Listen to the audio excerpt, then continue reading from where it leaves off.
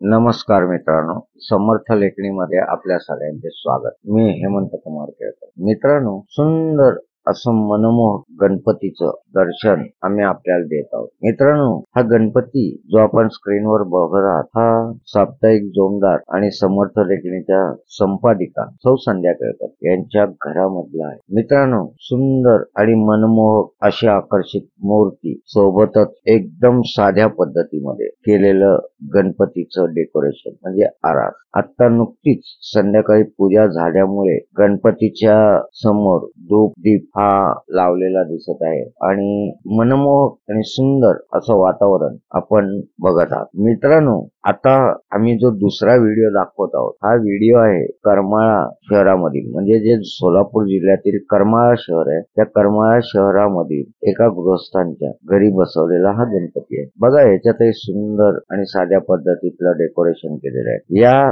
गणपतीची प्राण प्रतिष्ठापना आणि पूजा समर्थ लेखणीचे सहसंपादक अविनाश जोशी यांनी सांगितले आहे किंवा ते सांगताना दिसत आहेत। मनोभावे आरती चालू आहे। मित्रांनो, बुद्धीचा देवता म्हणजे गणराय, हो म्हणजेच गणपती। गणपती ज्या घरात विराजमान होतो तो देवांचा देव, अधिपती, गणाधिपती असल्यामुळे घरामध्ये सुख शांती तो प्रदान करत असतो। सोबतच घरातील लहान थोरांना बुद्धीचा देवता असल्यामुळे बुद्धी प्रदान करत असतो। मित्रांनो, आमचा व्हिडिओ जर आपल्याला आवडला असेल तर व्हिडिओला लाईक शेअर नक्की करा। मित्रांनो, कमेंट मध्ये गणपती बाप्पा मोरया असं मनोभावे आपण लिहू शकता, कारण गणपती हा बुद्धीचा देवता आहे। लाईक आणि कमेंट करणं म्हणजे तुम्ही गणपती बाप्पाला नमन करताय, सोबतच तो तुम्हाला बुद्धी प्रदान करो हीच त्याच्या चरणी आम्ही नतमस्तक होऊन